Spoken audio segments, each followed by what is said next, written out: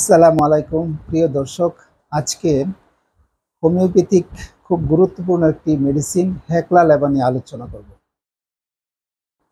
এই মেডিসিনটি বোনস বা হাড়ের উপর ভালো কাজ করে, গ্ল্যান্ড বা গ্রন্থির উপর কাজ করে এবং ফেসের উপর কাজ করে, দাঁতের উপর কাজ করে থাকে। প্রথমে জানবো বোনস বা হাড়ের উপর কি কি কাজ। নাম্বার 1, এক্সোস্টেসিস অর্থাৎ অস্থি বৃদ্ধি, বিশেষ করে লম্বা যে হাড়গুলি আছে শরীরের, ফিমার, হিউমেরাস, টিবিয়া, এগুলির গোড়ার দিকে বৃদ্ধি পায় অথবা এদের পৃষ্ঠ থেকে বৃদ্ধি পায়। ব্যথা থাকতেও পারে, আবার নাও থাকতে পারে। এর কজেশন থাকে, অর্থাৎ কারণ থাকে আঘাত বা জেনেটিক কোনো কজ। নাম্বার 2, বোনের ক্ষেত্রে নাম্বার 2 হলো ক্যারিস অফ বোন অর্থাৎ হাড় ক্ষয়। হাড় ক্ষয়ের খুব সুন্দর একটি ওষুধ হলো হেকলা লেবা। নেক্রোসিস অফ বোন অর্থাৎ বোনের বা হাড়ের একটি নির্দিষ্ট অংশ মারা যাওয়া, হাড়ের একটি নির্দিষ্ট অংশের টিস্যু বা কোষ মারা যাওয়া। কেন? কারণ হচ্ছে ওই হাড়ের ওই অংশে রক্ত প্রবাহ ঠিক মতো হয় না, যার ফলে এই সমস্যাটা দেখা দেয়।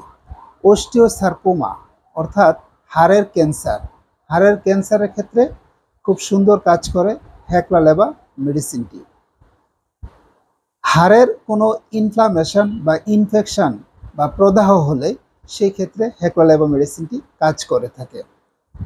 ইনফ্লামেশন অফ পেরিওস্টিয়াম অর্থাৎ হাড়ের যে কাভারিং, হাড়ের যে পর্দা, তার নাম হচ্ছে পেরিওস্টিয়াম। এই পেরিওস্টিয়ামের যদি প্রদাহ হয় সেই ক্ষেত্রেও এই হেকলা লেবা মেডিসিনটি ভালো কাজ করে থাকে।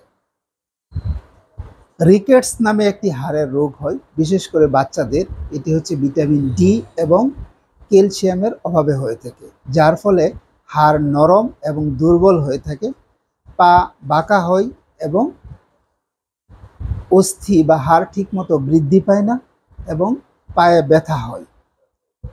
এই ক্ষেত্রেও এই মেডিসিনটি কাজ করে। নাকের যে বোনস আছে বা হাড় আছে, এখানে হচ্ছে যদি আলসারেশন হয় বা কোনো ক্ষত হয় সেক্ষেত্রেও কাজ করে। নাকের ঠিক এই পাশে ম্যাক্সিলারি বোন আছে বা ম্যাক্সিলারি অস্থি বা হাড় আছে, এটি যদি বেড়ে যায় কোনো কারণে সেক্ষেত্রেও এই মেডিসিনটি সুন্দর কাজ করে থাকে। এখন আসি গ্ল্যান্ড বা গ্রন্থির ক্ষেত্রে।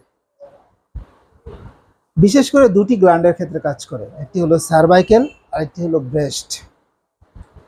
সার্ভাইকেল গ্ল্যান্ড যদি এনলার্জমেন্ট হয় অর্থাৎ ফুলে যায় এবং ইনডিউরেটেড হয়ে যায় অর্থাৎ শক্ত, সার্ভাইকেল গ্ল্যান্ড গলায় এটা যদি ফুলে শক্ত হয়ে যায় সেক্ষেত্রে মেডিসিনটি কাজ করে। ব্রেস্টে যদি টিউমার হয় সেক্ষেত্রেও মেডিসিনটি কাজ করে। অন্যান্য জায়গায় টিউমারেও এই মেডিসিনটি কাজ করে থাকে। ফেসের ক্ষেত্রে বিশেষ করে ফেসে যদি নিউরালজিয়া হয় অর্থাৎ হচ্ছে নার্ভের কোনো ব্যথা হয়ে থাকে সেক্ষেত্রে কাজ করে। যৌবনে কাজ করে, চোয়াল যদি ফুলে যায় দাঁত ব্যথার সাথে সেক্ষেত্রে কাজ করে। এবং টুথেক থাকে, দাঁত ব্যথা থাকে, ডিফিকাল্টি টিথিং অর্থাৎ দাঁত উঠতে কষ্ট হয়, ঠিকমতো দাঁত ওঠে না। অ্যাবসেস অফ গাম, যদি মাড়িতে কখনো অ্যাবসেস হয় অর্থাৎ ফোড়া হয় সেক্ষেত্রে মেডিসিনটি সুন্দর কাজ করে থাকে। সিফিলিসের ক্ষেত্রে কাজ করে থাকে। এই মেডিসিনটি ডান পাশে বেশি কাজ করে থাকে, সাধারণত ডান পাশে বেশি কাজ করে থাকে। এছাড়া এই মেডিসিনটি হচ্ছে আরও কিছু কাজ আছে, বিশেষ করে সিফিলিটিক মায়োজম এবং সাইকোসিস মায়োজমের ক্ষেত্রে এই দুটি মায়োজম কভার করে। তাহলে আমরা কি দেখলাম, এই মেডিসিনটি আসলে মেনলি দুটি রোগের ক্ষেত্রে বেশি কাজ করে, দুটি অর্গানে বেশি কাজ করে। একটি হলো বোনস বা হাড় আর একটি হচ্ছে গ্ল্যান্ড। বোনসের যে রোগগুলি বললাম, যে বোনস বেড়ে যেতে পারে, হাড়ের ক্ষয় হতে পারে, হাড়ের ক্যান্সার হতে পারে, হাড়ের ইনফেকশন বা ইনফ্লামেশন হতে পারে এবং হাড়ের টিউমার হতে পারে।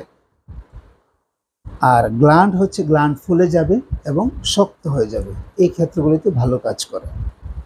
তো এই মেডিসিনটির ব্যবহার কি? এটি হচ্ছে নিম্ন পটেন্সি সাধারণত ব্যবহার করা হয় ট্রাইচুরেশন ফর্ম, অর্থাৎ হেকলালে বা 3x এই ফর্মেটেই বেশি পাওয়া যায়, তবে পটেন্সিতেও পাওয়া যায়।